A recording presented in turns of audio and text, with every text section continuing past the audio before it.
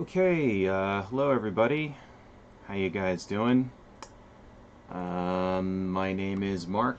This is Why I Hate the World. Hopefully you guys just didn't see all that stuff there with me setting up there in the very beginning, but you probably did, but oh well, too late. Anyway, hello, and welcome to the stream. Today is August 7th, and we can go ahead and jump right into it. So let me see here. Let me go back to my live streaming page. Alright, so lots and lots of stuff going on in the world. Um, this stream, however, I wanted to talk a little bit about the aftermath and what we've learned and some developments with the January 6th insurrection. So, as you're all mostly probably all aware, there has been a congressional inquiry into January 6th. Lots of news happening there. And lots of kind of disturbing developments coming out of that. So let's sort of jump right into that. So, let's see. One thing I want to kind of, I guess the point of this stream is to just sort of emphasize that we really need to push back against the efforts from the right wing, from the Republicans, from the alt right in particular, and just the GOP to whitewash what actually happened on that day, because it is definitely there's a disinformation program going on right now, right? Um, and it's kind of like they're sort of in overdrive. They're getting ready for the midterms next year, and kind of turning around like the conservative media machine is attempting to turn around the narrative that people who were involved in the January 6th insurrection were, the ones at fault, right? That they were the ones that kind of caused that, this narrative that they were terrorists essentially, because that's kind of what they were. I mean, let's not mince words about it. This was political violence, right? Designed to get a violence done in such a way that was designed to achieve a political end, right? That's the very definition of terrorism.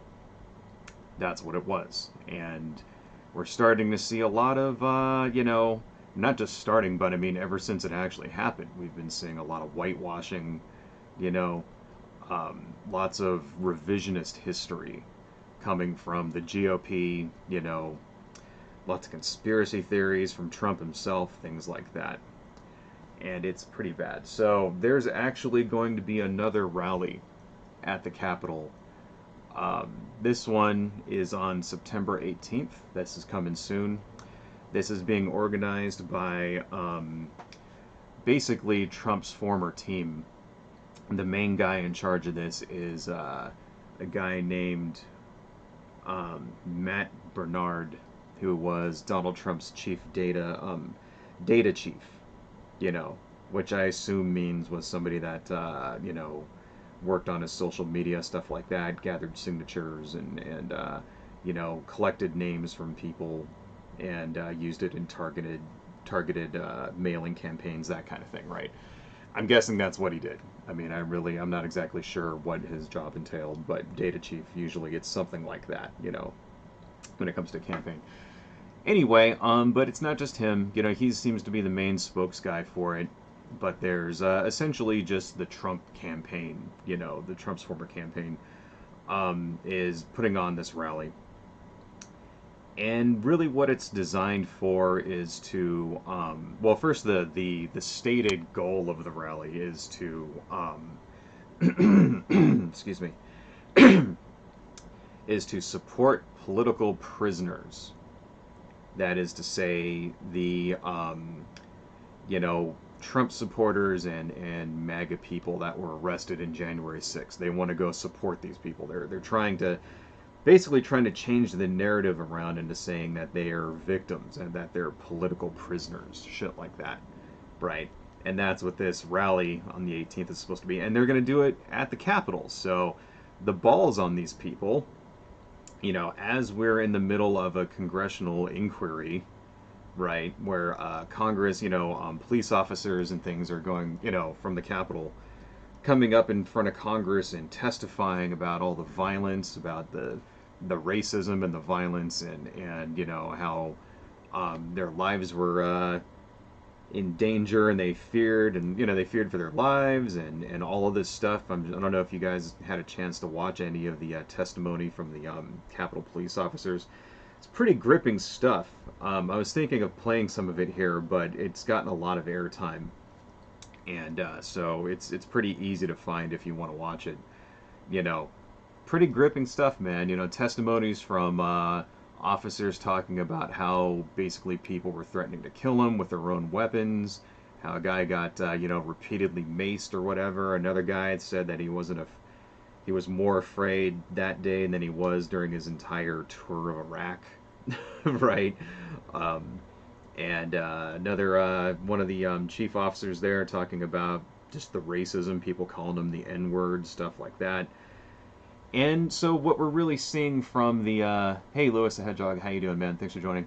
What we're really seeing from the GOP, from the Republicans, from the conservatives, and conservative media, things like One American Network, shit like that, Fox News.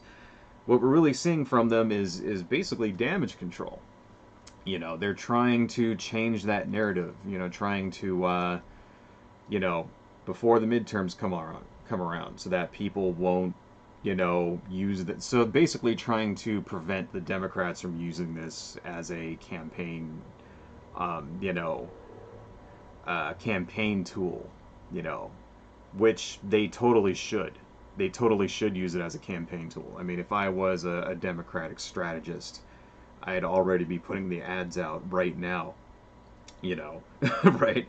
I'd be putting up, you know, ads on YouTube and ads on Facebook and stuff like that, and pictures of Donald Trump fucking riling people up, and you know, hey, remember this fucking asshole? Don't let him become president again, right? That's what they should be doing. So, you know, so we're seeing this sort of political, excuse me, throat is already dry. It's like I haven't even begun talking yet. We're seeing this politicization. I still mispronounce that, of, you know, this investigation, right? And the right in general. And of course, it was already politicized since the beginning, you know. Another thing that happened recently, because we have this thing on, you know, we have this. All right, so a little bit more on this before we move on. We have this planned rally. It's going to be on September. I just said it, didn't I? September 18th, right? Talking about, you know, pushing back on what they call the phony narrative that January 6th was an insurrection, right? They're basically trying to frame it, and like they have been since it happened, they're trying to frame January 6th as a peaceful protest. And it was just a small number of bad apples that decided to take it too far and break into the building. And it's funny that that's kind of the go-to message whenever Republicans or conservatives really do anything bad. It's always like, you know, suddenly they remember that they're supposed to support personal responsibility. You ever notice that? You ever notice that when it's, you know, anybody from the left side of the political spectrum, you know, say BLM protesters, George Floyd, or people protesting the, you know, World Trade Organization or something like that, or, you know, and a riot breaks out, it's always a tool that they can just demonize all of them. Oh, it's all those damn hippies. It's those damn liberals and, you know, and communists and stuff like that. All of them. We should just kill all of them. Whenever a conservative, right-wing kind of protest gets out of hand, Charlottesville comes to mind. Somebody ends up dying.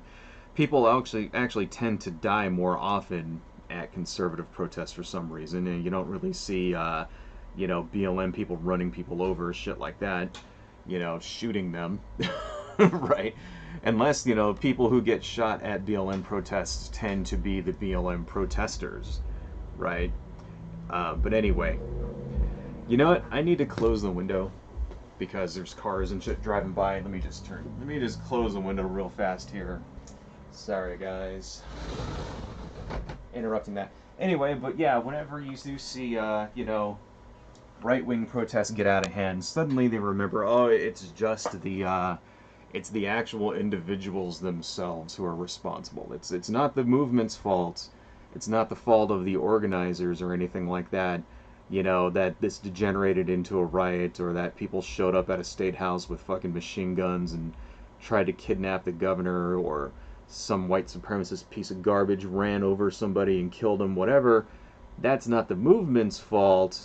That's just that one individual person who actually did that crime's fault. It's funny how they always remember that when it comes down to it. When it comes down to people on their side doing bad stuff. Anyway, so some more, but there's been lots of effort over the last 6 months, since this happened, to whitewash it. We just saw another thing last week where our favorite congresspeople, Marjorie Taylor Greene and Matt Gaetz, along with Louis Gohmert, went to the Federal Department of Corrections in Washington, D.C., where some of the January 6th rioters were being held, with a camera crew, and just tried to barge their way in there because they were concerned that these people were, who they call political prisoners, may be being mistreated, something like that. Right. And the thing is that, they got turned away, right? Because they just showed up without telling anybody. They just decided to just barge in. And, you can't do that, right? At any jail. And it doesn't matter who you are, right? I mean, I think even if, like, the governor himself just showed up at a jail and said, yeah, I'm coming in here with a camera crew. No, they would be like, no, man, you have to, like, arrange this first. You have to get, the proper, you have to go through the proper channels, right? You can't just show up and, like, even if you are a fucking congressman, right? You can't just show up and just barge your way in and demand to fucking see, you know what I mean? It doesn't work like that. There has to be, like, paperwork and shit done. So they basically kicked him out, said, come back after you get all the right permissions. And, of course, our favorite asshole congresspeople then put on a press conference right after that and told everybody that they were denied entry. And it's almost kind of like that was the whole point to begin with. It's almost like they didn't actually want to talk to anybody in the prison. The whole thing was a stunt. Matt Gaetz used it to, he tweeted a video of him getting denied, right? Put it on Twitter, and then just said, like, what are they hiding, right? Oh, they won't let me in here to talk to these people. What are they hiding? Yeah, you can't just show up with a camera crew. I'm sure if you went in there to, like, speak to an individual, like, prisoner, and you followed the right channels and went on during visiting hours and shit like that, I'm sure they'd let you in fine. But you can't just show up with a fucking, camera crew. Just be like, hey, I'm coming in here and I want to talk to prisoners. Says, no, go fuck yourself. Doesn't matter who you are. Even if you are a goddamn senator,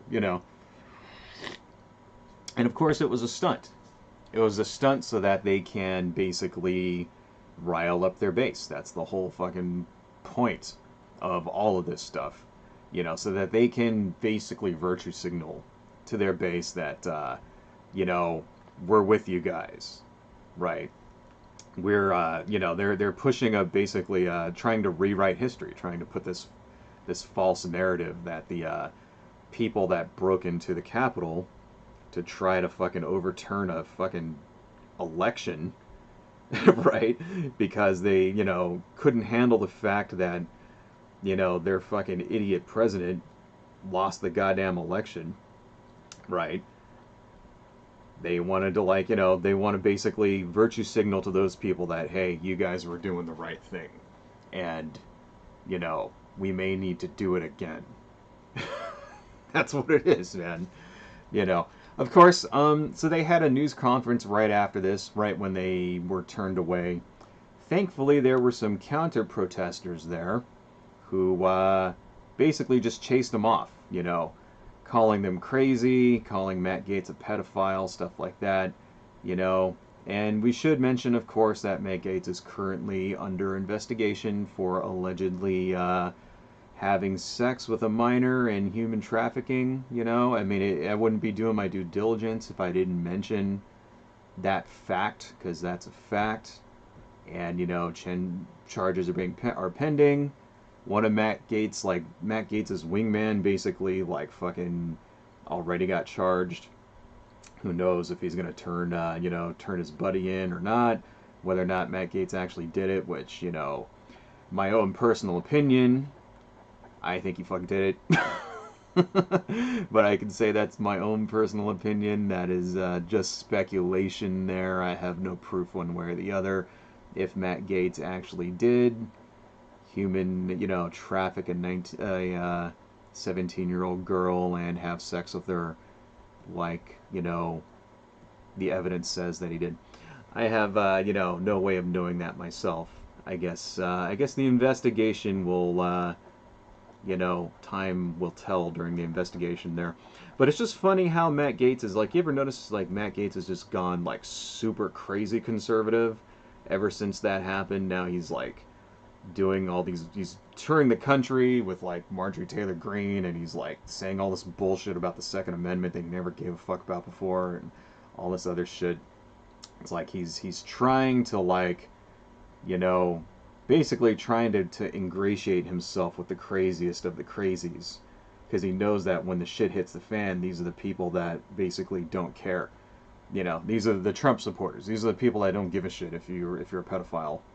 They'll still support you because they think you're, like, owning the libs, or, on a mission from Q or some shit like that. Anyway, that's funny. So yeah, they got chased off from their own press conference. People calling them traitors and crazies and pedophiles and stuff like that. Here's a quote from Marjorie Taylor Greene from her press conference there. Marjorie Taylor Greene, as to why they went to this prison, here's a quote from her. "We suspect there is a two-tier justice system in the United States for Trump supporters that are charged for January 6th and catch and release for Antifa and BLM rioters that have rioted and destroyed cities." See, because that seems to be their plan of attack, right? Their plan of attack seems to be, well, what about BLM? Like, okay, well, our guys broke into the Capitol. Our guys tried to take over the fucking country, tried to, murder some House reps, and were chanting, set up a gallows outside, and were chanting to hang the vice president because he wouldn't steal the fucking election for Trump.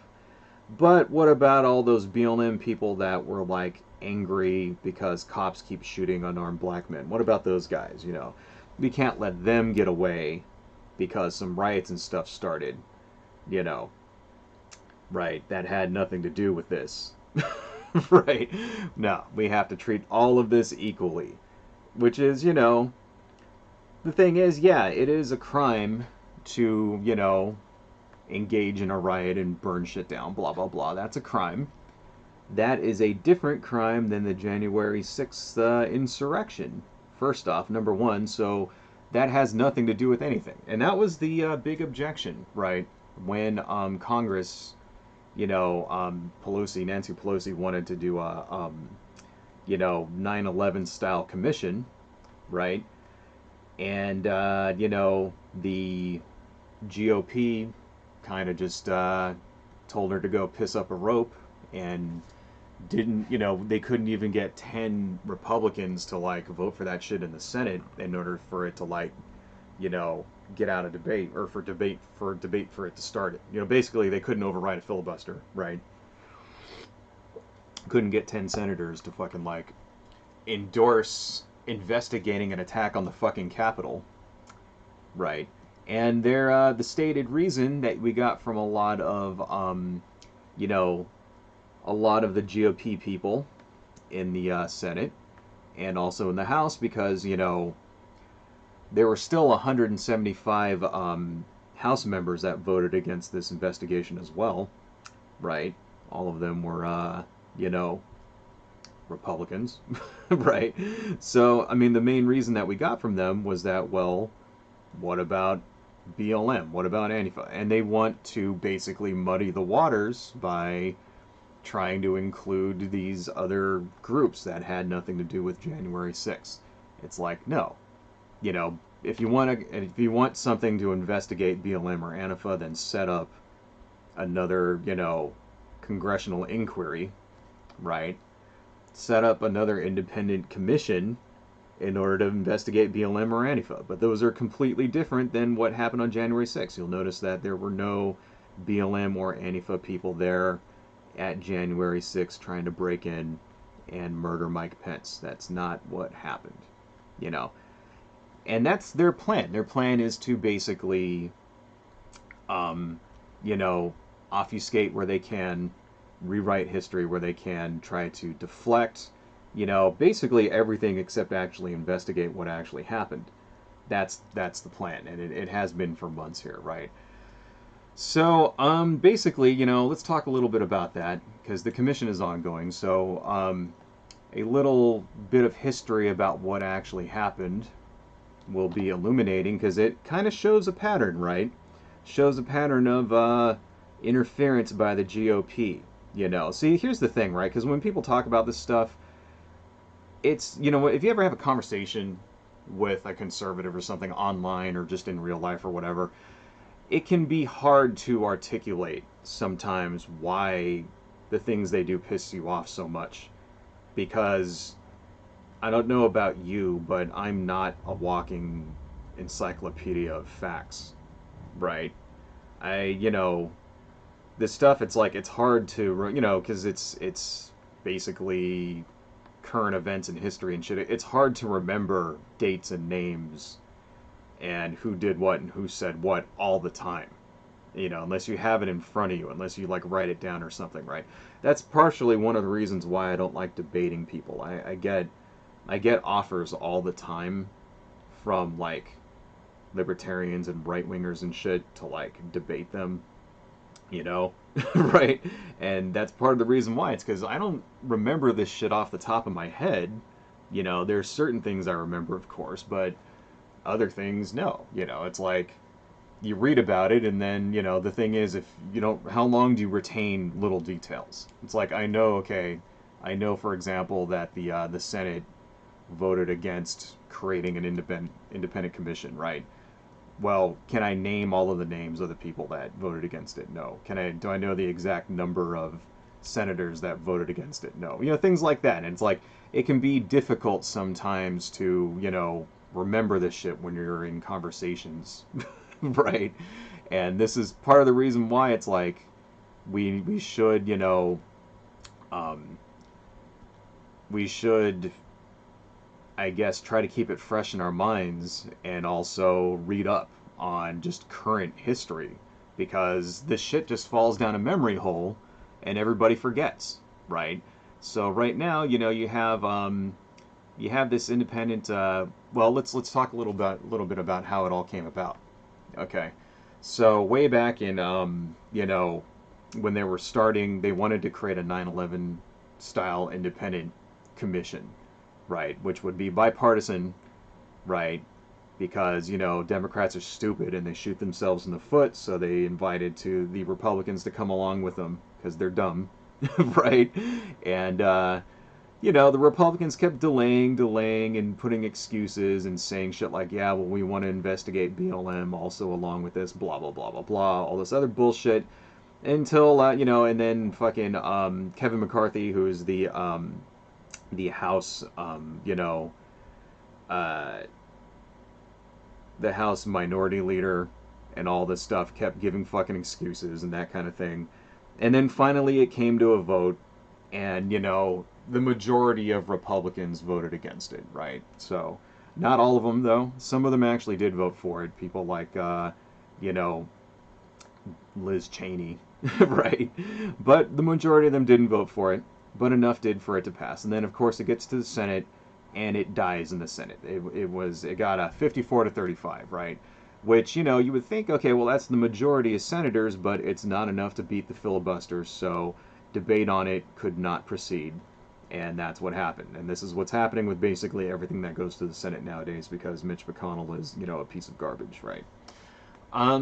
So anyway, that got kicked. And it's kind of like, yeah, well, we all knew that was going to happen anyway, right?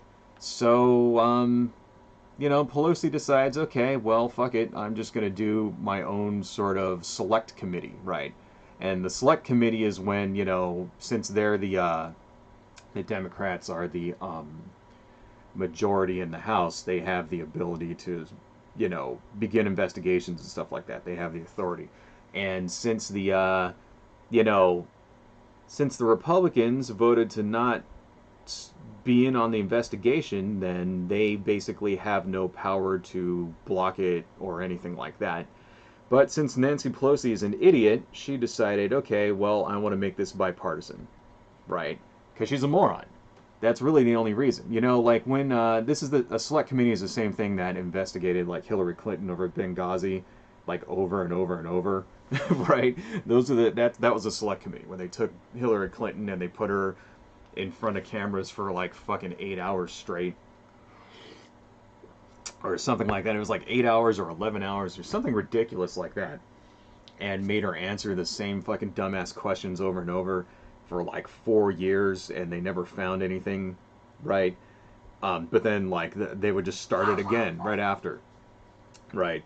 That's a select committee, So she decides, okay, well, I want this to at least look, I want it to be bipartisan. So she invites Kevin McCarthy in order to submit some people to be on the select committee to investigate January 6th, right?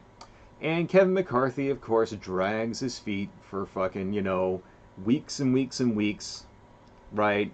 Keeps putting it off until finally he submits 5 people to be on this committee. And the people that he added were basically a bunch of losers and troublemakers. Here's the people that he wanted to put on there, right? Jim Banks from Indiana, Jim Jordan from Ohio, right? Jim Jordan, of course, is a major Trump fucking lapdog. We'll talk about him a little bit later and why he was such a problematic choice for this, right? The other people were Rodney Davis from Illinois, Kelly Armstrong from North Dakota, and Troy Nehls from Texas, right? It's worth noting that Troy Nehls and Jim Jordan and Jim Banks, they all voted against certifying the election results for Joe Biden, right? All 3 of them voted for that. Nancy Pelosi basically sent back Jim Jordan and Jim Banks and said, no, I'm not allowing these clowns to be on my fucking committee, right? Because they're basically there to just fuck it up. That's their plan. Their plan, those 2 guys, I mean, you could argue all of them, but specifically those 2 guys, their plan was to basically screw up the commission, right? In fact, there's actually a quote here from Jim Banks, right, where he basically made it clear that was his fucking goal. Like you said, basically, right, here's a quote from Jim Banks. Make no mistake, Nancy Pelosi created this committee solely to malign conservatives and to justify the left's authoritarian agenda, right? And he basically said that he was going to take a politically combative approach to the leadership on this channel, on this panel. So he was basically getting himself on there so that he can ask dumb, misleading questions and inject fucking, misinformation, shit like that, and gum up the works, and basically, put doubt on the findings of this commission. So she told him to go fucking pound sand, get the fuck out of here. And same thing with Jim Jordan, because Jim Jordan is actually a person of interest when it comes to January 6th and Donald Trump's possible coup attempts. We'll talk about that in a little bit. Right. So, all five of these people also voted against impeaching Trump. Let's keep that in mind as well. I mean, all of the Republicans did. Right? So it's sort of like, yeah, she basically said, no, this is not going to be a farce. We're not going to let these morons on here, so fuck you, right? Take them off. And of course, Kevin McCarthy cried like a little baby when that happened, and basically withdrew all of them and said, okay, if you don't take these two guys, these two troublemakers that I'm putting in here in order to like screw it up, then none of them will serve on it. Which is, which we all knew was what was going to happen to begin with in the first place. Anybody who actually thought this thing was going to be bipartisan is an idiot. Right? The same way that anybody who thought that Republicans were going to vote for anything, if they're going to vote for infrastructure, you're an idiot. If you think they're going to vote for, COVID relief, you're an idiot. If you think they're going to vote for anything that will possibly make, the Democrats or Joe Biden look good in the slightest, you're an idiot. They're not. It's all politics to these people. They don't give a shit. Right? So anyway, we all knew that was what was happening. Right?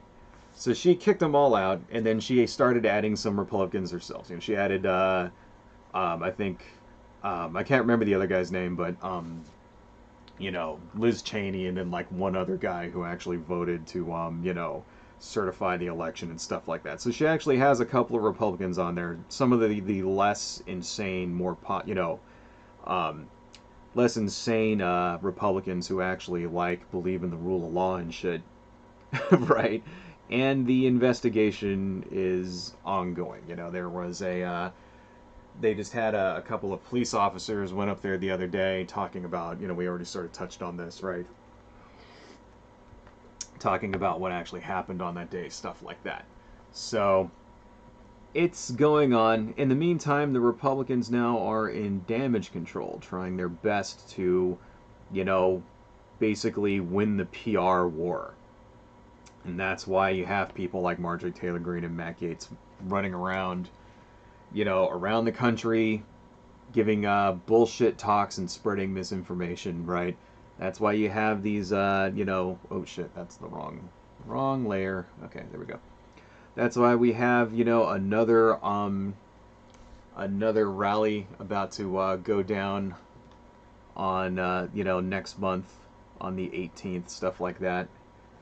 This little circle doesn't match that. That doesn't look right. See, the thing is, if I were to zoom out, you would probably never even notice that. Right? It's all basically PR at this point, right? Because they don't actually care about what happened.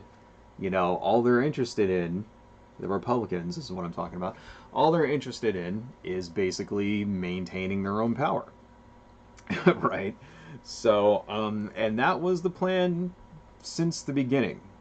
They want to make it they want to basically turn the public perception of this inquiry into another Democratic witch hunt. That's what they want to do.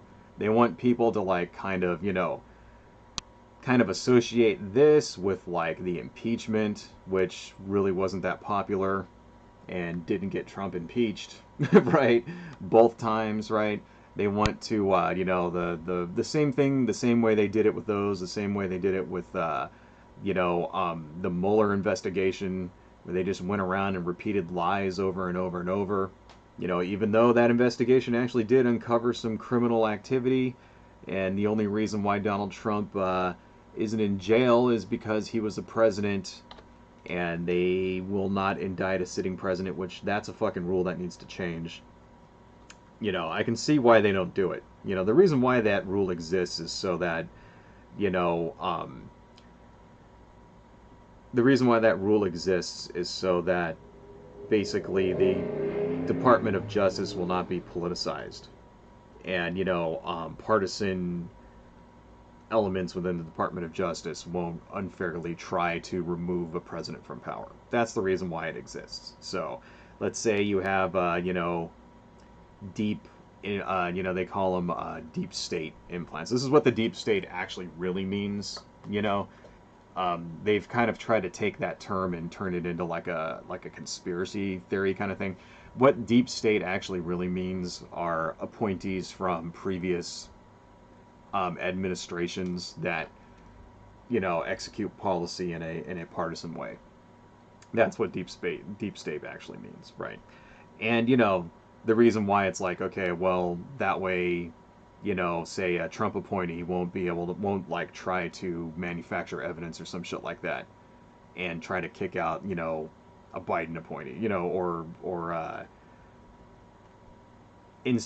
create unfounded investigations into the current president, stuff like that. That's the reason why, you have those rules, right? Which I think there needs to be limits to those rules, man. If the president actually does, if there is evidence of a president committing a crime, it shouldn't matter if he's actually the serving president. His ass should still like be accountable to the law.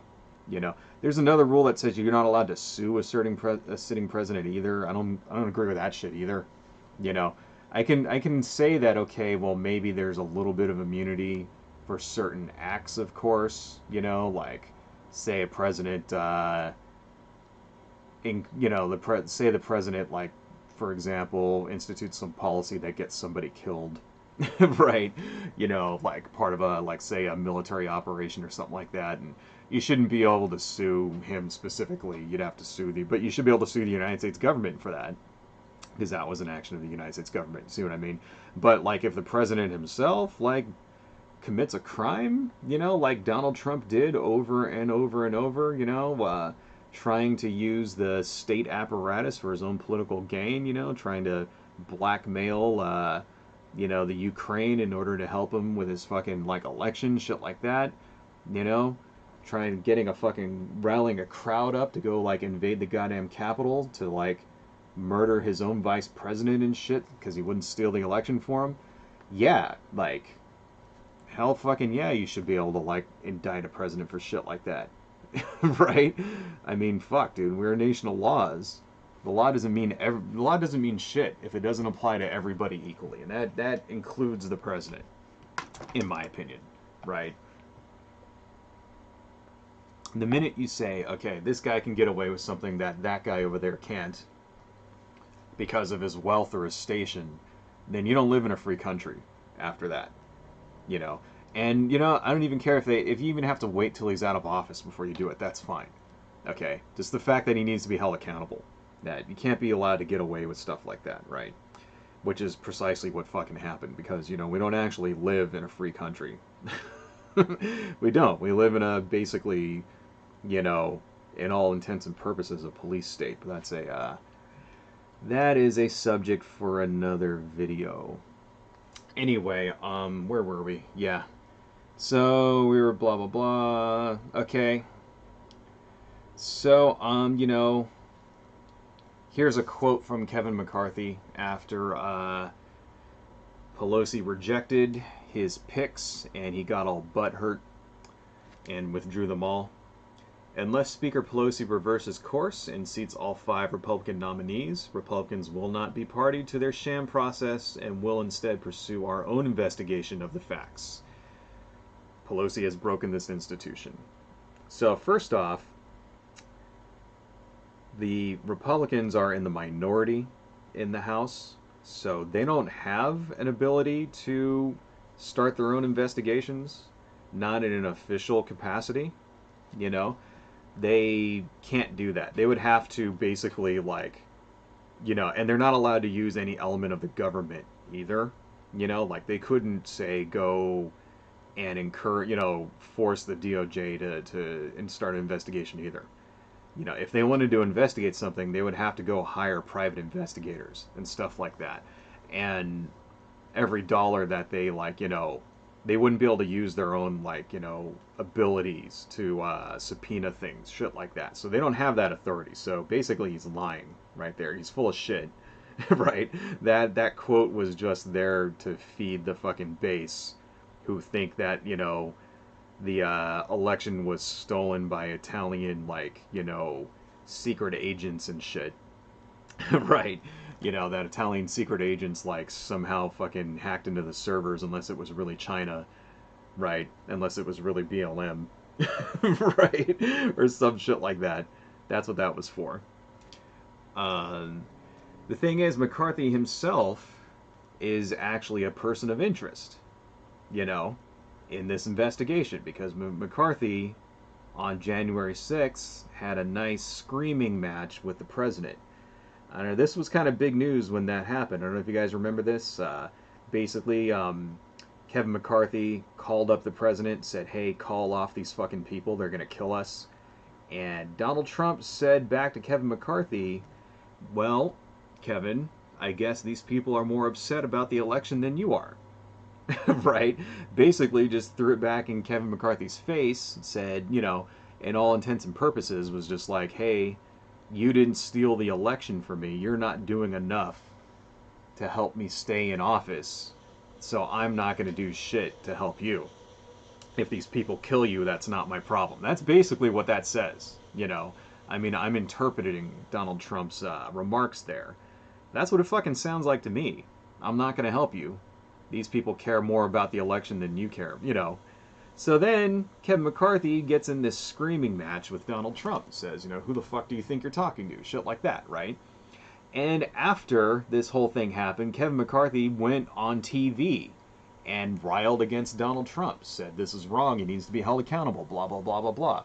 And for a shining nanosecond, it looked like it looked like the Republican establishment had finally fucking turned against Donald Trump, at least in the House, and we're finally going to like hold this fucking monster accountable.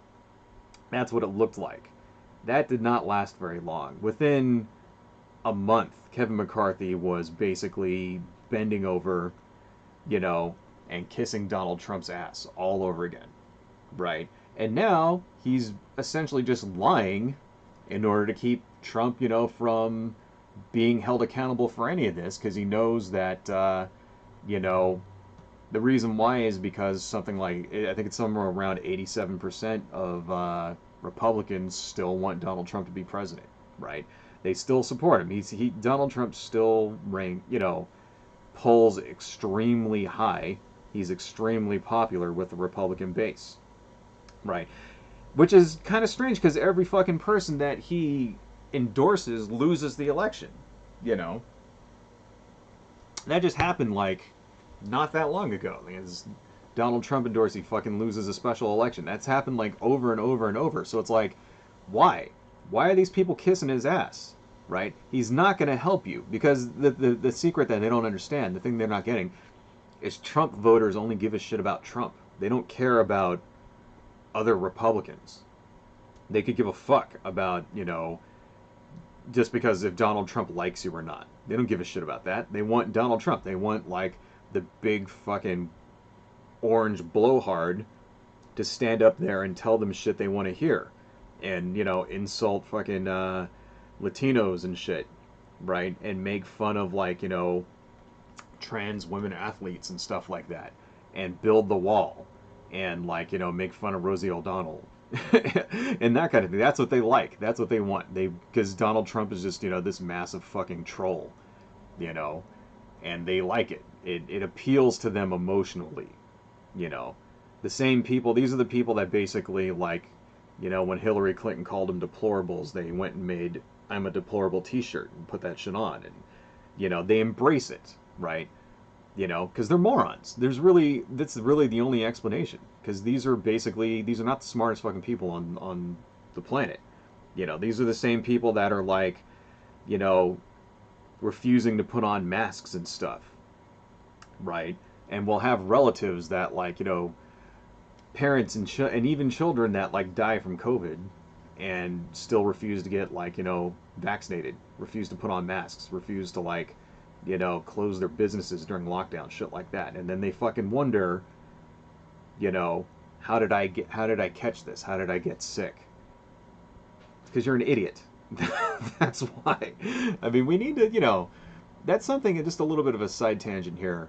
That's something that you hear a lot in liberals talk about this stuff. Not so much, not so much fucking people who are to the left, progressives or whatever. But these are things that liberals talk about a lot. Is that we should, we want to get these people on our side, and we want to so we shouldn't insult them, stuff like that. We should try to appeal to their humanity, blah blah blah blah blah. And you know, that's what we need to understand, is that these people will never be on your side. We'll never be able to convert these people ever. Because by the time they realize that the shit they believe in is damaging to them, it's too late, and they're fucking on their deathbed. You know, by the time by the time they realize that the policies they support are going to make them lose their jobs, it'll be too late. Their job will be gone, right? Or the policy they support is going to end up putting them in the hospital because they're too much of fucking children to take basic fucking precautions. It's too late. They'll already be in the hospital. They'll already be dead. So it's we really can't. These are the people that we can't convert. We'll never be able to convert them. We'll never be able to convince them. At least in my opinion. And in my opinion, the best thing we can do is to basically contain these people. That's what we need to do. We need to contain them. We need to prevent them from getting into office. These are the people like the Lauren Boberts, the Marjorie Taylor Greens, the Matt Gaetzes, right? The Louis Gohmerts. We need to basically vote them out, right? And run against them when they run for office, right? And knock down all of the policies that they fucking put up. And it has to be, we're going to have to be vigilant about it, because these people will never go away. And they will never learn. They will never learn. And it doesn't matter how we try to educate them, how much money we spend on education. There's always going to be this segment of the population who are just fucking unsavable. And the best thing we can do is just diminish them as much as possible. Keep them away from power and influence as much as humanly possible. That's really the only solution. You can't save everybody, right? We're learning that right now the hard way with vaccinations. You cannot save everybody. There's always going to be people who are too fucking dumb to take that step and save themselves. So, just have to prevent them from, convincing other people to do the same. Right. Do your best, of course. That doesn't mean you shouldn't reach out to these people. That doesn't mean you shouldn't appeal to them when it's convenient. But I don't really think they should, for example, Democrats or the Democratic Party should be spending large amounts of money trying to, say, for example, put out commercials to get these people to vote for you, shit like that. We shouldn't even be bothering to do that, because they're not going to. They never will. Even if you gave them everything that they wanted, even if you for example, said, okay, well, we're gonna we're running a guy who's, pro-abortion and pro-Second Amendment rights and pro fucking, anti-illegal immigration, something like that. Even if you ran somebody who was essentially just a Republican, as long as he had a D in front of his name, they're still not going to vote for him. So just something to remember, that, because it's all tribalism with these people. It's all tribalism and feelings and what makes them feel good. They don't actually pay attention to reality.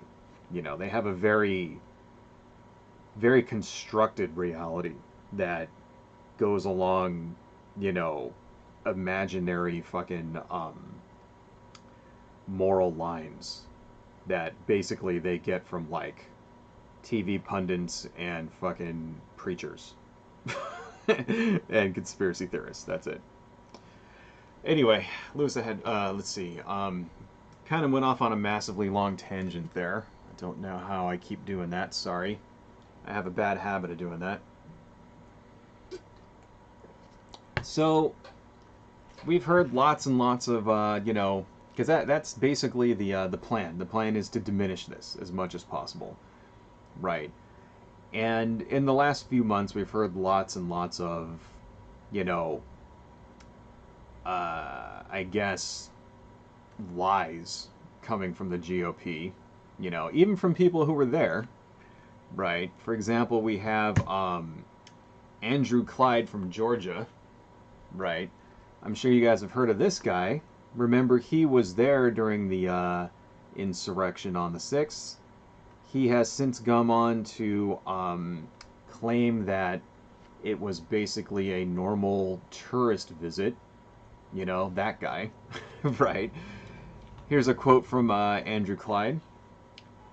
Watching the TV footage of those who entered the Capitol and walked through Statuary Hall showed people in an orderly fashion staying in between the sections and ropes, taking videos and pictures. You know, if you didn't know the TV footage was from a video from January the 6th, you would actually think it was a normal tourist visit. Yep, that was the footage he saw, you know. Not the people crushing a police officer inside of the hallway like that.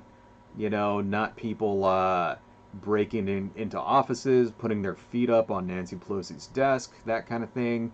Smearing shit on the walls. Let's not forget that happened, you know.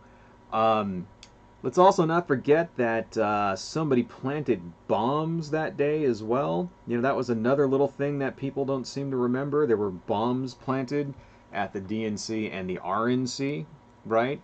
And like pipe bombs and shit. There were people caught with fucking rifles outside, right? Let's not forget any of that stuff. Let's not forget that, you know, one woman actually ended up getting killed, you know, shot because she tried to basically break into an area where, you know, Congress people were. And they fucking shot her. And she had, you know, and the thing is that they had plenty of warning, right? She was in a huge crowd of people, cops basically telling them to fucking stop, don't come any further, blah, blah, blah. She didn't listen. She broke a fucking window, climbed over the crowd, tried to get in, they shot her, right? And it was like, they're treating that woman as a goddamn hero. Her name was Ashley, what the fuck was her name? Ashley Babbitt, I think, was her name. You know, they're treating that person like she's a goddamn hero. You know, the one that actually died, right? Let's not forget about all that. I mean, here's another one. Here's Republican Senator Ron Johnson from Minnesota, right? And let's see what he had to say about January 6th. Even calling it an insurrection, it wasn't. I condemned the breach. I condemned the violence. But to say there were thousands of armed insurrectionists breaching the Capitol intent on overthrowing the government is simply a false narrative. By and large, it was a peaceful protest, except for there were a number of people basically agitators that whipped the crowd and breached the Capitol. Yeah, the agitators, there were a number of agitators. We know who they were. They were Donald Trump. He was an agitator. Rudy Giuliani was an agitator. You know, basically, you know, you remember what Rudy Giuliani said right before the whole thing started? You know, let's have trial by combat. Remember that? You know, Donald Trump, I'll walk over there with you, and we'll, you know, right? And then he, like, doesn't walk over there with them, right? Basically, you know, so we have it on, the thing is, we have it on video, right? We saw what fucking happened. We know what happened, okay? And they're trying to rewrite history, is what they're trying to do. They're trying to, you know, because Republicans don't give a shit about the truth, you know. You know, we have it. They play it over and over. I mean, if you go to CNN, every fucking day they're reporting on this. They like basically follow it like crazy, right? Probably because it's making them like a lot of money. You know, let's not forget that. So it's not like that information isn't out there. It's not like, you know, it's because they're basically Republicans self-select and only, you know, only pay attention to information from their trusted sources, i.e. those sources that basically fucking, you know, coddle them, right? And align with their political views, you know. And that's why they don't know about it. It's basically misinformation. To the point where still, even 6 months after this shit happened, right? 2/3 of Republicans still think the election was stolen. Right. After all of this, after all this, like, you know, all of the things that have come out in the news, right? After these investigations started, after January 6th started, and people died, and all the information about Donald Trump, like basically fucking pressuring, state lawmakers and stuff, trying to get them to overturn the election for him. 2/3 of Republicans still believe that the election was stolen. They still think that it was some kind of commie plot led by China and BLM to, ship fucking votes in bamboo crates or some shit and, steal the election for Joe Biden. So I guess why? I guess so that he can, like, I don't know, get the weather underground and George Floyd protesters to go around and force everybody to get vaccines or some shit. I don't know. Like, what's the point of stealing a fucking... Doesn't make any sense to me. Right. I don't know. Let's just never forget. Let's never forget, okay? And let's make sure that they never forget. This is one thing that I actually do believe that this is worth arguing over. Because a lot of the shit that I used to argue over with conservatives, I just don't really bother anymore. I guess the older you get, the less you give a shit about this kind of thing. This is one thing that I believe that this is worth arguing over, right? Because, 150 police officers were injured on January 6th, right? And from the crowd of, from the people who believe that, the same people that carry the fucking Thin Blue Lives flag and spent like all of last year telling us that, blue lives matter and all of that shit. Those are the people that went out and then, 150 cops beaten, right? Some of them like missing fingers, okay? Shit like that. So far, 4 police officers actually committed suicide after January 6th. Imagine how bad it's got to be, an event has to be to where you commit suicide afterwards. That's the kind of thing that we would see from, soldiers. Whenever a new war breaks out, there's always like a number of soldiers that after they come back from active duty commit suicide because of the shit they saw in the war, right? Because our country doesn't have sufficient mental health facilities or processes in place to help soldiers returning from a war to kind of deprogram and get used to civilian life. We don't really have that in this country. We just kind of take people straight from a battlefield where they were, shooting people and lighting them on fire and dropping bombs on them, and then we just put them right back into normal society and be like, okay, go back to your job at, the fucking paper company or, wherever the fuck it is you worked before, right? That's what we do in this country. And then we wonder why, like, people go on shooting sprees. We wonder why soldiers end up, ex-soldiers end up shooting themselves because they have post-traumatic stress disorder, right? PSTD, or what is that? PSD, right? Shell shock, right? Because they have that, and we wonder why they also go on to join white supremacist organizations. That's another thing that happens. Every time there's a war, about 5 to 10 years afterwards, there's a spike in white supremacist organizations. These things are not, these things are definitely connected. They're not a coincidence. Right. Anyway, but yeah, actually in total, around 8 people died because of the January 6th riot. This is including police officers, one police officer who collapsed and had multiple strokes. The coroner then came out and said that this was due to natural causes. PSTD, thank you, sorry. Couldn't think of that. The coroner then said, his name was Brian Schlicknick, that guy. Coroner said that he died of natural causes.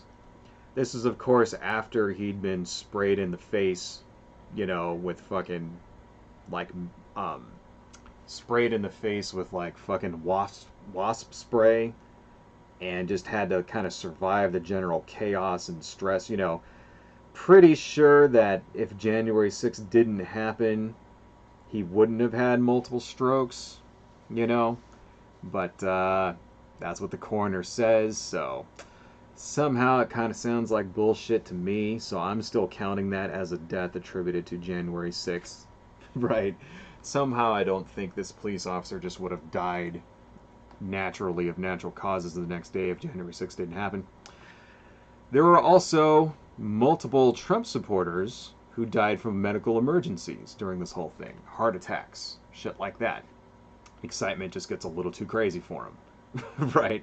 So, yeah, you ever notice how people don't tend to die at BLM protests? People don't tend to just drop dead of heart attacks or have strokes the next day or that kind of thing. That doesn't really seem to happen. Happens whenever Republicans get together. I wonder why. That's kind of strange. Maybe it's because they're older, you know. Maybe it's because they're like in their 50s and their 60s and they're all fucking like overweight and shit like that. Could be something to it. Ashley Babbitt, we talked a little bit about her. She's the one who got shot. There is a lot of misinformation about her too. They're trying to turn her into a, martyr, essentially, trying to turn her into a hero, right? Donald Trump came out and said that Ashley Babbitt was shot in the head and tried to claim that Nancy Pelosi's personal security shot Ashley Babbitt. That is not what happened at all. The cop who shot Ashley Babbitt was assigned to the House security, so he was not part of anybody's individual security detail. Ashley Babbitt was also not shot in the head. She was shot in the shoulder and died from that wound, bled out or whatever, right? But you'll see, whenever they talk about Ashley Babbitt, they're trying to make her into a hero. They try to say that, they emphasize her military service. Apparently she was in the military, stuff like that. Trying to say that she was a patriot, shit like that. Ashley Babbitt was not a fucking patriot. She wasn't. Sorry. Okay. Maybe at one time in her life, you could consider her a patriot. If you break into the Capitol building of your government, right, in order to overturn a legitimate election, you're not a patriot. Okay? I mean, the only defense you can possibly give for somebody like that is that they were being misled. So, she was either a moron who was misled by misinformation, right, which pretty much anybody with a brain could understand was bullshit. She was either a moron or she was a traitor. One of those two. Right? But she's not a hero and she's not a patriot. And, I don't give a fuck. I'll say it. Right? Because it's bullshit. Because people need, we need to not lie to ourselves, about what actually happened, right? We can't, we shouldn't be coddling these people, right? We shouldn't be trying to like appear, because they don't care. All right, they're they don't care. The people on the right wing will just lie about this. They'll lie about they'll lie about what happened and who this woman was and all that stuff because it helps them politically. They don't actually care about the actual truth of what really happened. So let's not bullshit them. We have to tell people the truth. This woman was either an idiot or a fucking traitor. The end. Sorry. Those are your only two options. Right? And I don't give a fuck. I don't care if I get downvoted into oblivion. I'm not taking that statement back. Right? It's not bullying. Right? It's not wrong to talk bad about dead people when they're bad people. It's not. She was not a good person. So, anyway. There were also 500 arrests that have been made so far. You don't have 500 arrests at a peaceful protest. Okay? If it was peaceful, there wouldn't be any arrests. Right? So, 500 people have been arrested so far. A very large number of the people who were at this, at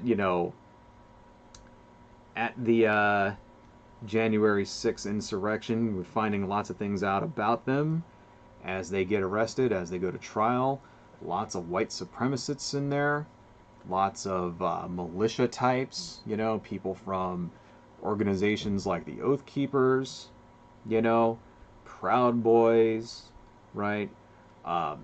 You know, well-known white supremacists hanging out there. Baked Alaska was one of the guys that went into the Capitol. I wonder if his ass is going to jail. I hope so. He should at least get charged with trespassing, criminal trespassing, you know, at the very least. Even if he did just walk in, if he didn't break a window or whatever, still, you're not allowed to fucking do that. So how come his ass isn't being held accountable for this? Right? So, yeah, we know who these people were, man. They were not peaceful fucking protesters. Okay? And, I don't know.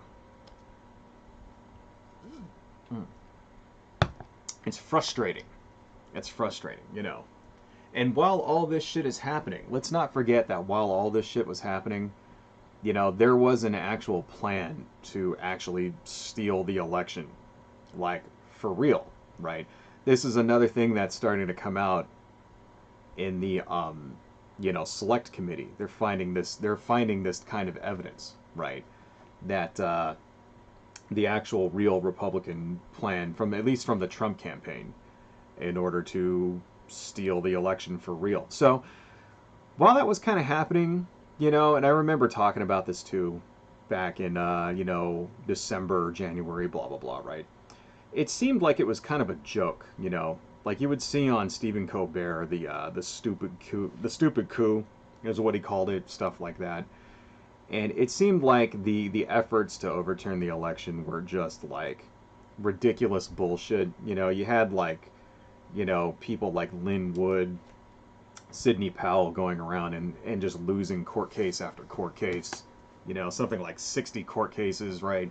You had recounts in like all, you know, most of the major states. Like there were basically 6 states that Trump needed in order to win, and he had to get like all of them. And they had hand recounts over and over, and it was just like, you know, every time there'd be a recount, it would come out and there would just be like no significant change. You know, maybe like, you know, 100 votes would change or something, and it wouldn't even be close. Shit like that. You had, you know, Rudy Giuliani running around farting on camera, shit running down his face. You know, giving like press conferences in like a fucking like parking lot next to a porn store, next to a fucking, you know, adult bookshop and shit like that. It seemed like it was a complete fucking just, it was a farce, you know. And then, you know, and then and especially with like, you know, and then you had like people like the My Pillow guy, you know, like with his like, he's still, that guy's still trying to get this shit going. You know, apparently he's got a symposium going where he's gonna like show some evidence and blah blah blah, and he's claiming that Donald Trump was supposed to come back by the 13th, which is like next week, right? And all this other shit, and you know, and it was just it seemed like it was bullshit, but it turns out there actually was a real plan, and I actually remember reading about this right after the election. There was speculation, right? Which now kind of lays, like, there's speculation in a couple of news articles that I saw on, God, what did I see it on? I think it was Vice or something like that, about, you know, how they actually could overturn the election. And there was some speculation that this is what they would do, which kind of makes me think that maybe it wasn't speculation. Maybe there actually was some people talking, trying to, you know, give some warning signs out there before it happened. So, if you remember, um, Donald Trump, right, was basically calling around to different states trying to talk to, you know, he got caught trying to basically talk high-ranking election officials into, you know, overturning the election for him, right? You know, like there was a where he went and what was it? He basically like he called the guy in Georgia. I got it written down here. He called the Republican Secretary of State in Georgia, Brad Raffensperger, right?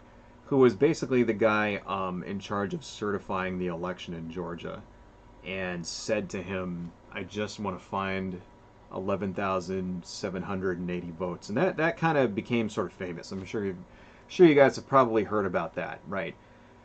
That wasn't the only phone call Donald Trump made. He basically, he or Rudy Giuliani or his other lawyers called multiple people in multiple states, in Arizona, in Wisconsin, right? Trying to get them to delay certification or just straight up overturn it, right? And then we found out while that was happening, because that all came out in the news, right? And while all that was happening, there was an effort on the inside. Donald Trump was trying to pressure the Department of Justice in order to basically say that the election was fraudulent. You know, trying to get them to that's too. Actually, you know what I should do? I should make this darker. Is what I should do. Okay, I should do it like that. There we go. It's not dark enough. Make that a little darker. Anyway, he was trying to get them to say that there were voting irregularities, right? And this kind of came out this week also. So basically, there's a guy named Jeffrey Clark, right, who is in the DOJ, who is a Trump loyalist, right?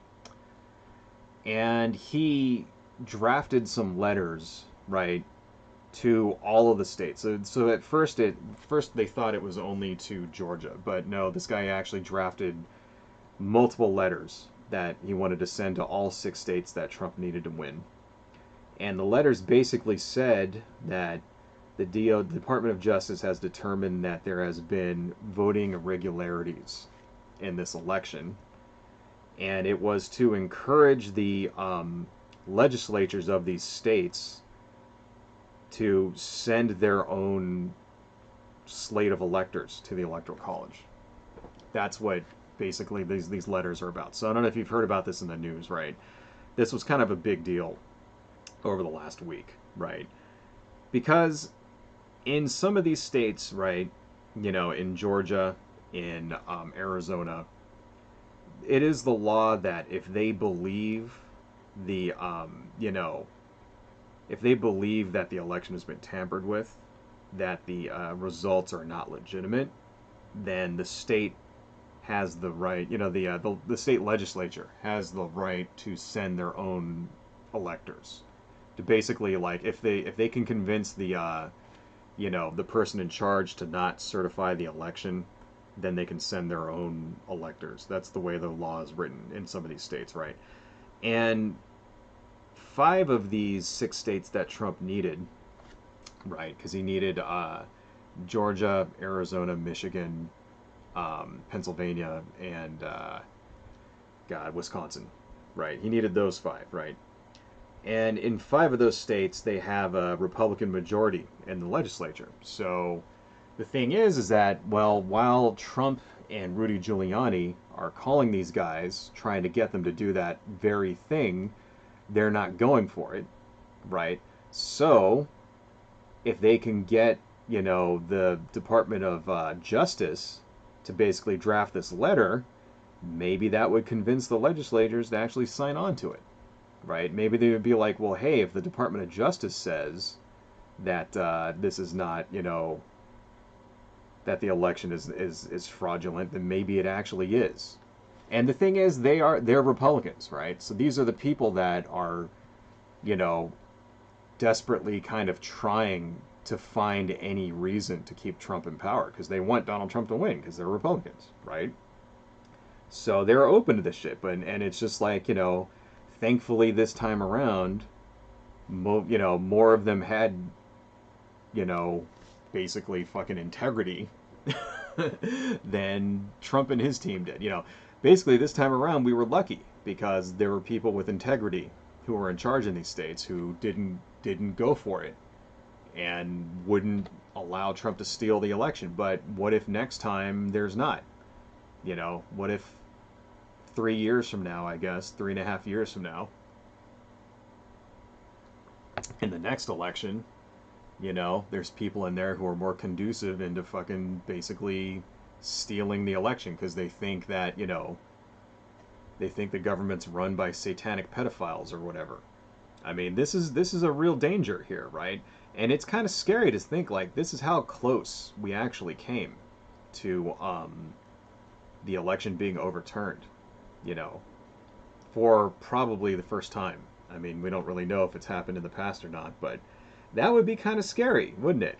You know, Donald Trump maintains, power, stays as president, even though he lost to the popular vote by 8 million votes, and it somehow manages to use loopholes in the law and exploit, loyalists in key states in order to maintain power, right?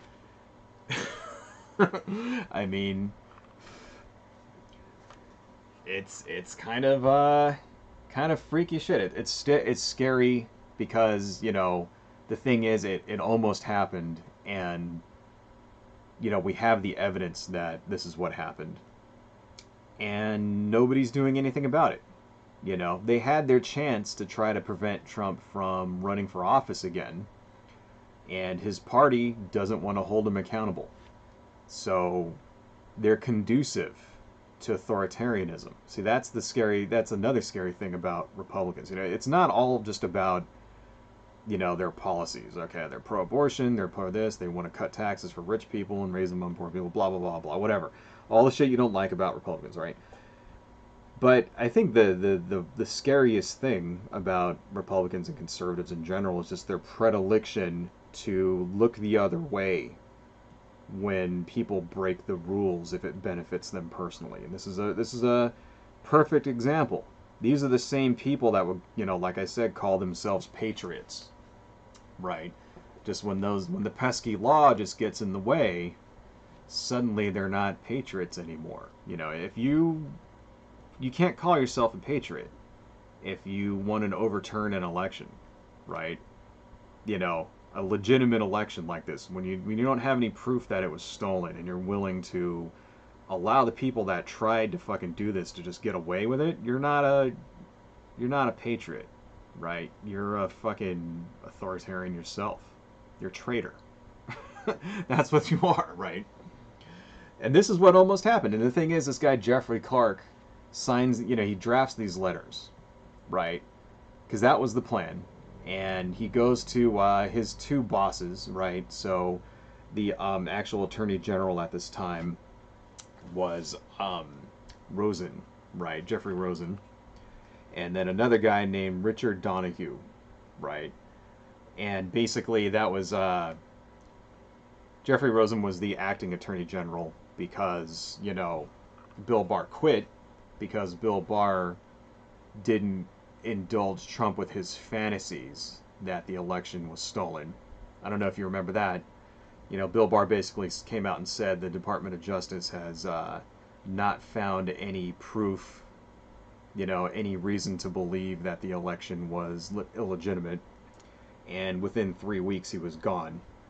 Right? So Jeffrey Rosen takes over. Jeffrey Rosen basically tells this guy Clark to, fucking go jump off a bridge. I'm not signing shit. So this guy Jeffrey Clark then goes to Donald Trump and tells Donald Trump to fire Jeffrey Rosen and put him in charge of the DOJ, and then he'll send out the letters, right? And basically, Rosen said, if you do that, I'm quitting, and so is, this other guy, Richard Donahue, he's quitting. And apparently several other members, Department of Justice officials also threatened to quit as well if that happened, and they were just going to blow the lid off the whole thing, right? And that's why Donald Trump must have figured that, okay, well, this would be a bigger PR nightmare, and didn't go for it. So that's how close it came. That's how close it came to it, right? That the acting attorney general, the guy that took over, right, that Donald Trump put in charge specifically to help him steal the election, didn't do it, didn't go for it, right? Or basically, well, let me rephrase that. The guy that Donald Trump put in charge because the previous attorney general wouldn't help him steal the election, put it that way. That guy had more integrity and wouldn't go for it.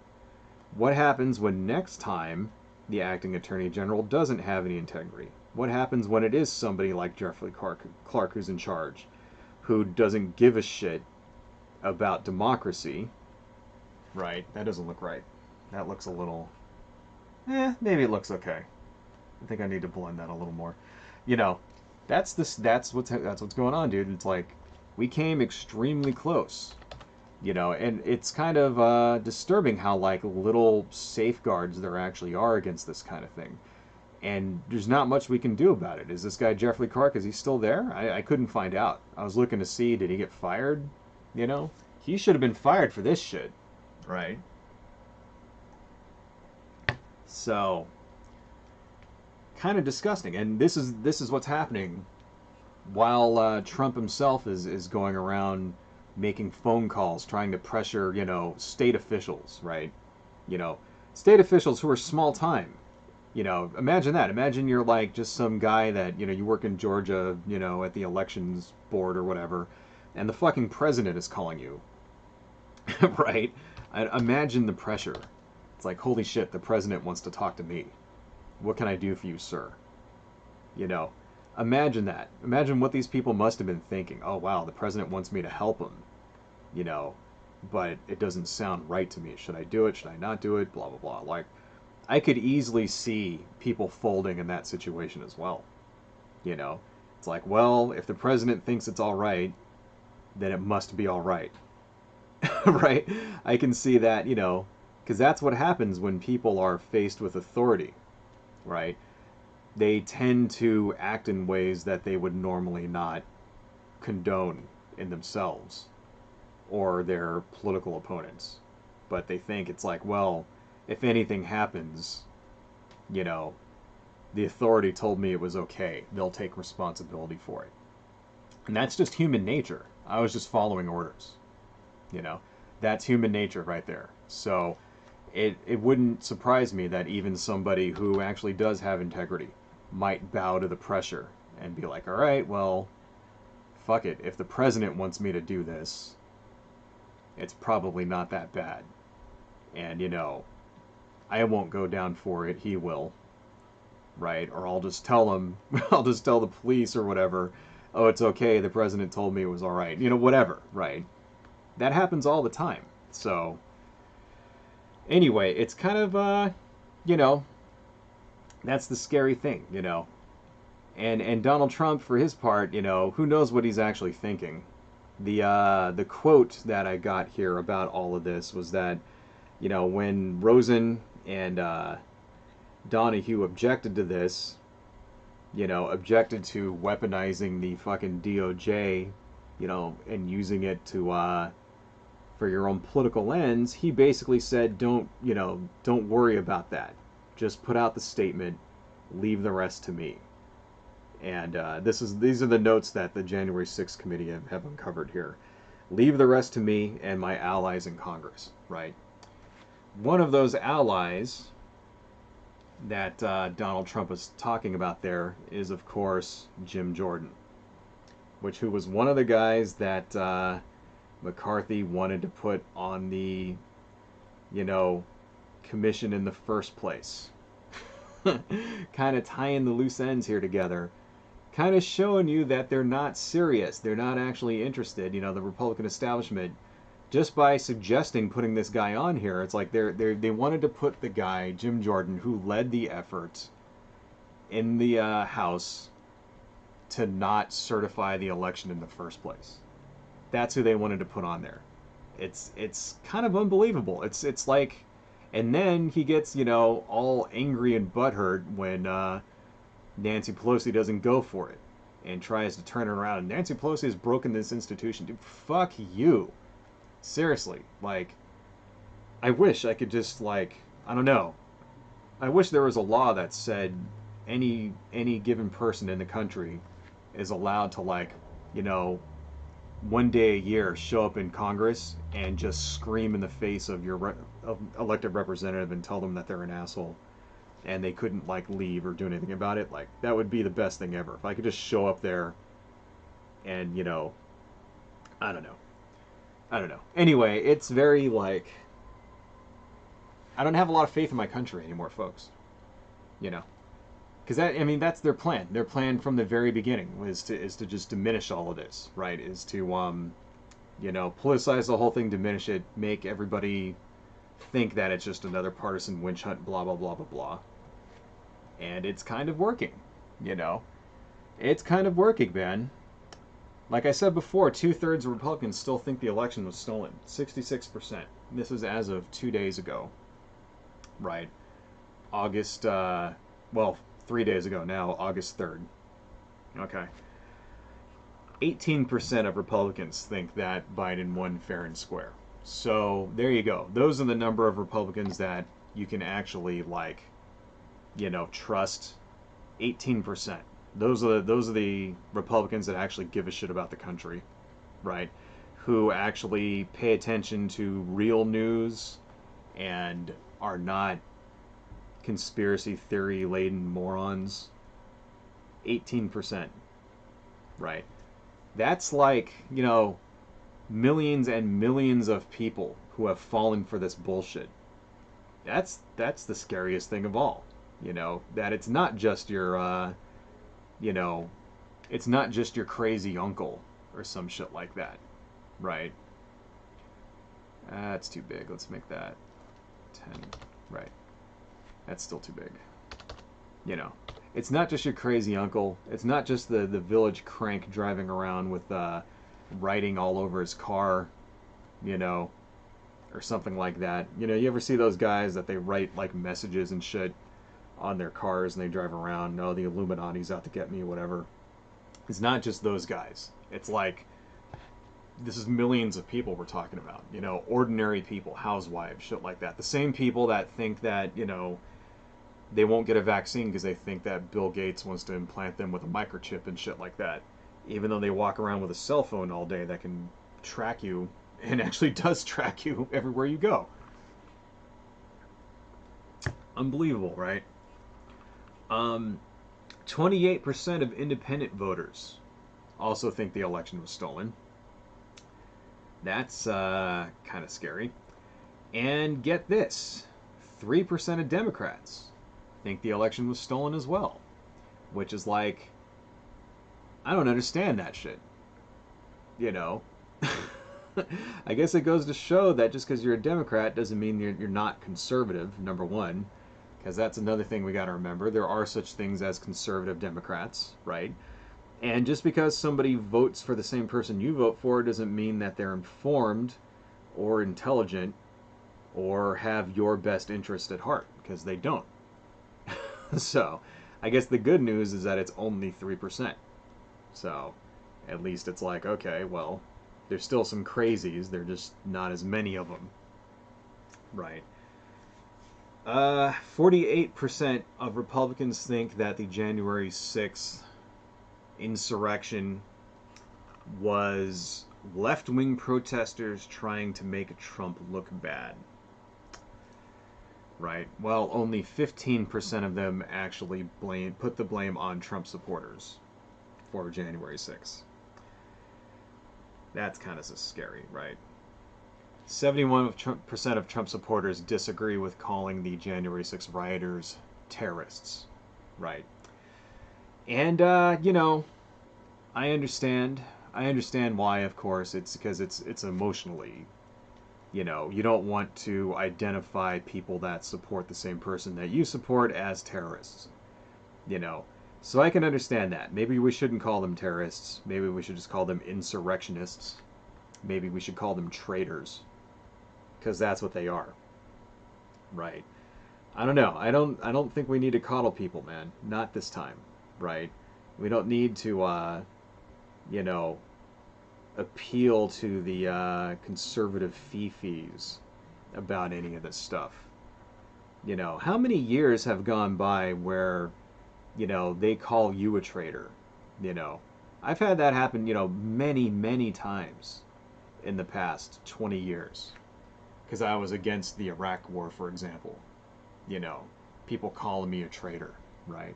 I had a drunken Marine, like ex-Marine actually. He got washed out, you know. Drunken ex-Marine get up in my face and threaten to beat my ass once because I said that I was like, you know, anti-war. That was some scary shit. I mean, he was wasted, so I probably could have took him. Right? I mean, he could barely stand up, but still, it's like, dude, this guy's a fucking trained killer. Right? I don't want to fuck with this guy. You know, that's happened to me, just fucking, talking about how they're terrorists and blah blah blah and they don't care and they'll just kill you, boom, and all this other shit. And I'm just like, all I want to do is just not drop bombs on children. How does that make me a traitor? You know? And it's like, the thing about it is that ultimately I think I was proved correct, you know? I mean, we're just leaving Afghanistan this year, finally, if Biden actually fucking has the balls to actually follow through with what he claimed and actually fucking does it, you know? That's 20 years that Afghanistan has been going. There are still troops in Iraq, even today, right? A giant, massive military base that we'll probably never get rid of, you know? But I'm the traitor because, like, I mean, we don't even know how many people died in those wars, you know? It could be anywhere from, 10,000 to 100,000 to over 1 million in Iraq. We don't even know. They stopped counting how many people actually died during those wars. We have no way of actually knowing anything, you know? But I'm the traitor. I'm the traitor because I don't want to drop bombs on children, because I don't want to, like, blow up people's houses, you know? I don't want to wipe out entire families, you know? I think that we should have just had targeted strikes to go kill Osama bin Laden, for example. That's it. Bam. Shouldn't have occupied Afghanistan for fucking 20 years and spent, who knows how much money. How much money actually did get spent in Afghanistan? What? 15, 20 trillion dollars? We have no idea, you know? I mean, Jesus Christ, right? But this makes me the traitor. It's like, no, man. Not this time, okay? Not this time, right? I am not the fucking traitor this time because, I want people to be held accountable for trying to fucking take over the country. Fuck that shit. And I will, like, fight till the day I die, over this. I am not the traitor, they are. So that's another thing. If anybody calling you fucking names for over this shit, saying that you're un-American and all that shit, fuck you, throw that right back in their faces. Because this shit matters. It absolutely matters, man. Okay, I want to talk a little bit about some conspiracy theories that I thought were funny. So, we're seeing kind of lots of different conspiracy theories about the Capitol 6 riot. From some of them which are kind of mundane, all the way to the really ridiculous. One thing here that I see that Cephas in the chat mentioned is that, it was all put on by the FBI. That's a big conspiracy theory. Tucker Carlson came on and talked about that. And what's behind that is that apparently there were some unindicted co-conspirators, right, mentioned in some of the court cases and things like that. And that must mean that, these are FBI plants, right? So usually that can mean a lot of things. That can mean, if you're an unindicted co-conspirator, that can mean that they don't know who you are. That could mean that they know who you are, but they don't have enough evidence, right? Like, for example, they know your name, but you didn't actually go inside of the Capitol. It could mean that. Could mean that they know, they have a video of you, but they don't know who you are. They don't know your name. Maybe you were wearing a mask or something, right? Maybe the video quality isn't good enough, whatever. It could also mean that the unindicted co-conspirator is an FBI informant or even an FBI agent, right? That's the reason, so that's where that came from, So people like Tucker Carlson jumped on that and said, see, unindicted co-conspirator must mean that it was an FBI plant, which is total bullshit. There's really no reason to believe, that that's the case. It's far more likely they just don't know who this person is, I mean, they've made 500 arrests so far, but they still don't know the identity of every single person who was in that crowd or every single person who actually went inside of the Capitol building. Plenty of people stood outside of the Capitol and didn't actually go inside. Plenty of people who were in the Capitol have just not been identified yet, you know, because there was somewhere between 800 and 1,200 people that actually went inside of the Capitol. But who knows how many people were outside? Who knows how many of those people that, for example, fought with the cops, you know, beat up police officers, shit like that. How many of those people did that and didn't go inside the Capitol, and we just don't know who they are because there's not sufficient evidence. We don't know. So that's where that came from, and it's complete bullshit. Of course, that's been picked up by our favorite trio of ultra conservative wackaloon Senate, Congress people, Matt Gaetz, Marjorie Taylor Greene, and Louis Gohmert, going around claiming that it was all an FBI setup. Of course, they forgot that a month before that, you know, it was a BLM setup. See, that was the thing, because they were claiming that this was all BLM people, and then suddenly it became all FBI people. I don't know how they can. I guess BLM just infiltrated the FBI. Maybe is that what happened? You know, the thing is, we do know that there were people that dressed up in black and stuff like that there, because we have statements from the Proud Boys that they were going to dress up as BLM people and basically instigate violence, right? So I have here an article from, let's see, let's open this up. This is from Business Insider, right? Let's move this over here. Business Insider.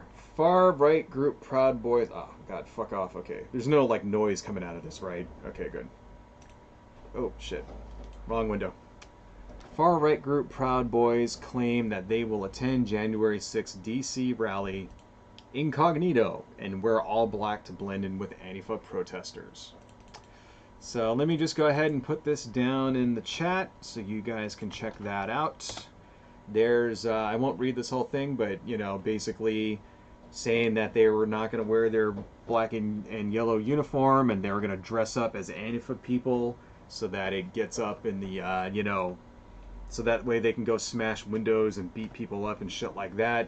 And when it gets in the news, they'll blame Antifa. That's essentially the entire point. And there's some quotes from some actual Proud Boys people here. So, you know, we know that that's a thing, right? So maybe maybe some of those Antifa instigators these guys were talking about, maybe they actually were Proud Boys. Who knows? The thing is, there weren't really very many Antifa people there at all, because Antifa is not there to defend the United States government. That's the reason why. You know, I've heard people talk about that too. It's like, well, how come they weren't there? You know, how come there were no counter protesters? It's because, you know, Antifa is not there to defend the government. They're there to defend people from the government. That's what Antifa's there for, right? They're there to defend, you know, marginalized groups against police brutality, not the United States government from right-wing wackaloons, right? I mean, shit. I think that would still be a good thing to do. Don't get me wrong. I mean, shit, I think they should, but, you know, that's the general consensus among the far left is fuck Congress. That's what they basically got, you know. So, I don't know. I think there should be some anti-protesters there next time, because I think, you know, having the right wing take over the country is bad for all of us, Antifa included. So that would be my thing, but unfortunately they don't believe the same things that I believe. I am actually considered a centrist by people in Antifa, stuff like that. They hate people like me just as much as they hate, you know, Nazis, because they think people like me are enablers.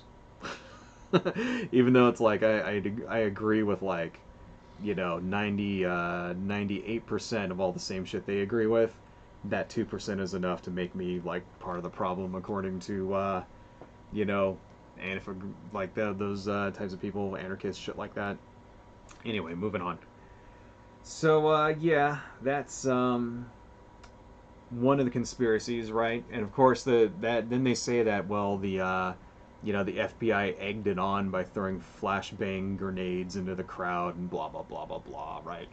Which is bullshit. You throw flashbangs when the crowd is already out of control, not to rile up the crowd. Flashbang grenades are there to disperse crowds that have already gone beyond the limit. So that's horseshit as well. Another one is that this is all Nancy Pelosi's fault somehow because she defunded the Capitol Police. That's complete and total bullshit of the highest order. There were no defunding of the police beforehand, you know. There were, however, some questions about why the National Guard was not on hand, right? Which will probably come out in the investigation, the congressional committee investigation, right? Because apparently they were ordered to not be ready. They were basically ordered to not be deployed, and that was part of the reason why it took them so long to get out there and quell all this shit, because Donald Trump wouldn't call them. It was actually Mike Pence who called the National Guard and got them ready. But they were specifically told, to not be ready for this, to not deploy. That's not a conspiracy theory. That's actually true. And I think hopefully this will be one thing that the select committee will track down and find out who gave those orders. Because it kind of is very, convenient to not have the, National Guard on hand for a huge protest that is coming where, people have violent intentions, right? I don't know. Anyway, let's see. So, another really funny thing I saw, which is tangentially related to this, of course, is that Biden and Kamala Harris are actually clones.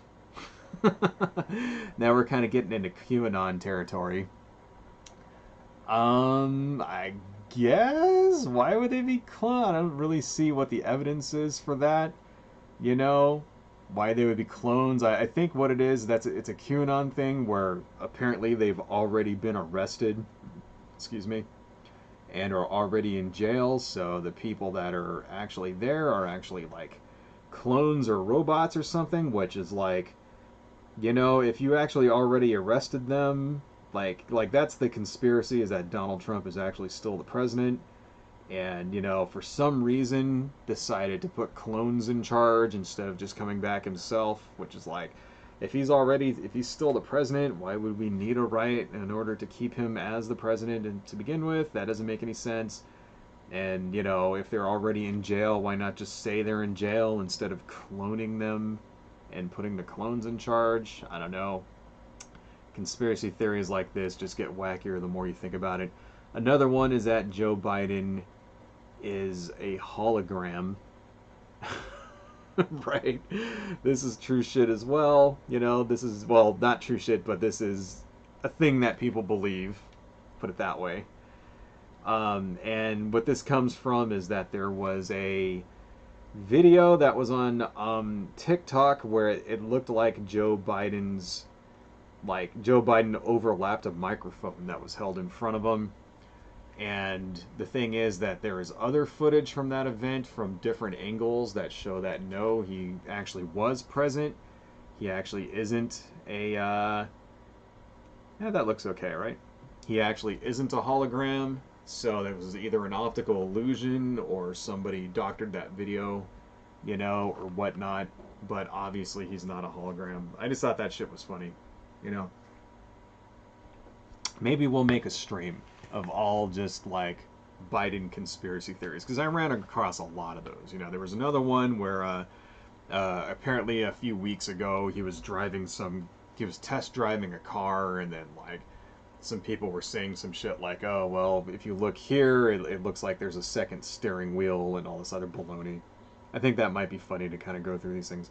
Anyway, So yeah, that's essentially all my prepared material. I think it's just important. It's important for us to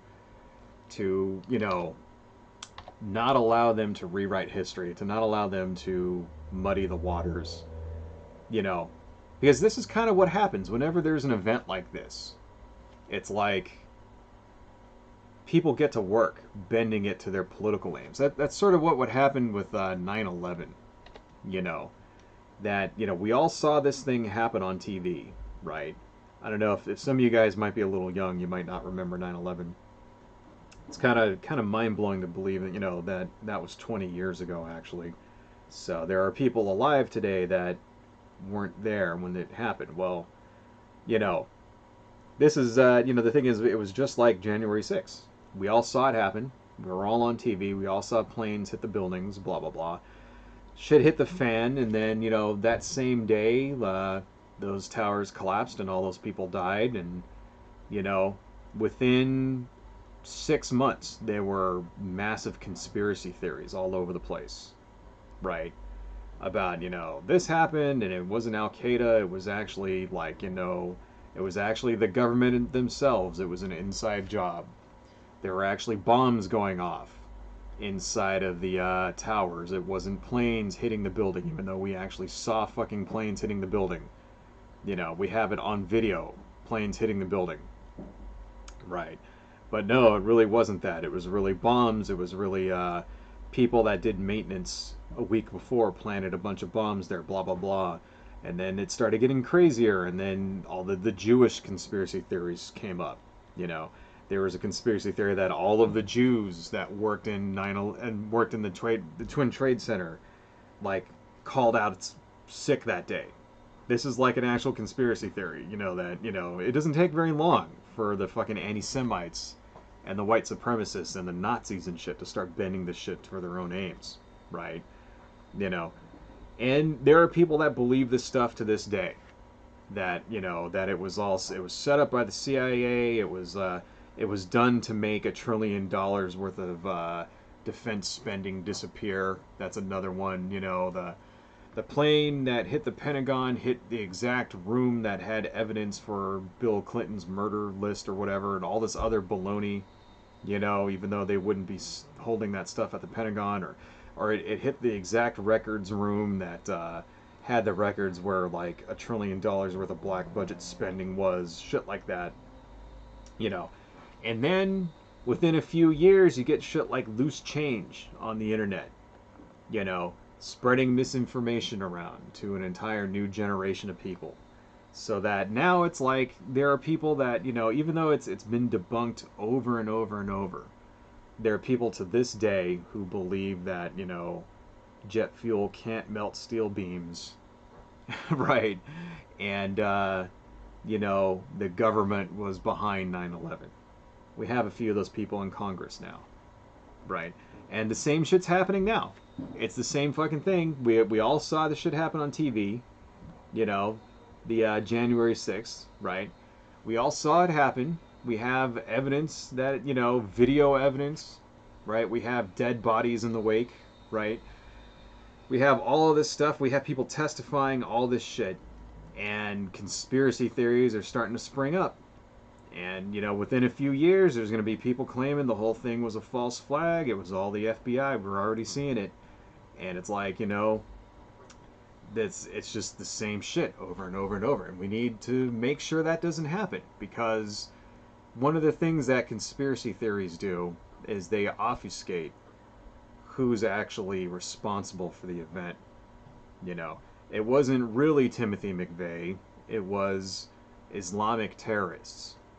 Or it really wasn't, the Colorado, shooting, right? The real, what was that fucking Columbine shooting? Really wasn't these two guys. There was a third guy involved. We never caught him. That's another conspiracy theory, right? Shit like that. This is like, that's one of the things that it does. And it creates this sense of paranoia in people where they believe that they have to take action themselves because the real perpetrators are getting away with it, right? And this is why, lunatics then show up at a fucking, like, speaking event and shoot a senator in the head, right? Or something like that. That's how this shit happens. Crazy people show up at a fucking pizza shop in Washington D.C. and start firing their fucking guns because they think there's a basement filled with, like, child sex slaves. This is how it can happen. It's misinformation that compounds upon itself, right? Don't let it happen, folks. Push back against it. When you see people spreading lies and conspiracy theories, fight back. You know, that's why it's important. We're seeing it happen right before our very fucking eyes here, and for the love of God, don't let them get away with it. Anyway, guys, I think it's time for us to end it. Thank you guys for joining. Thank you, Lewis the Hedgehog. Adversary Fandon, hey man, how you doing? Thank you, Cephas, as well. It's great to see you guys there. I need to cut it a little short because I'm going to go see the Suicide Squad movie. It actually looks pretty good, I like how they put King Shark in there. I'm hoping it's better than the first Suicide Squad. Which is, the first one is not one of my favorite movies, so hopefully this one will be better, but it looks good. It's got John Cena in it, so it can't be that bad. Anyway, guys, but I gotta do my ending speech now. Really appreciate you all you guys for joining and everybody else who joined today. And let me just give you my ending speech. If you like what I do, please consider joining me on Patreon. I actually do have a couple of members here. So here's my Patreon page. I will put that down in the bottom in the chat if you want to check it out.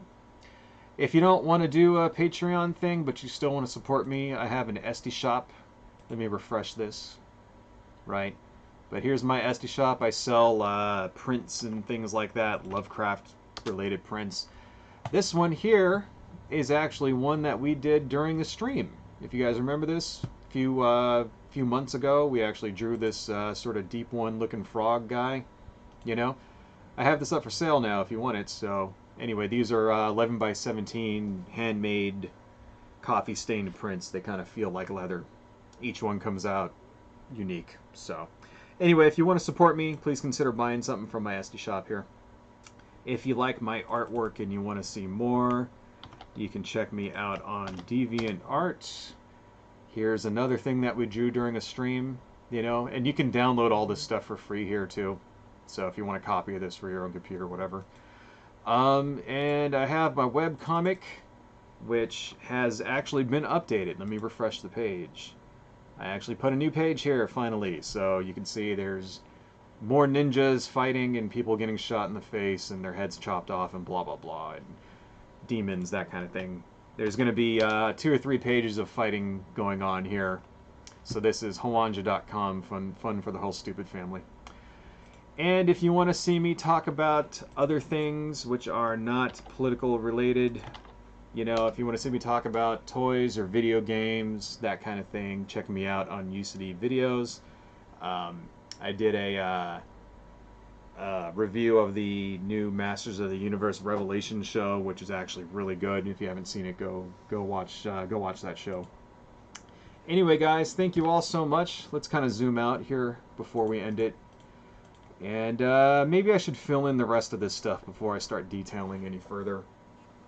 But you can see it's coming together, Looks, it's a little bit out of time. This might take a little bit longer than what I was thinking, but I don't know. I think it's actually looking pretty good here. So, I'm rooting for the Smurfs myself. Anyway, guys, thank you all so much for joining. I will see you all next week at 11 a.m. Pacific Standard Time. And all you guys have a good day. Thank you so much.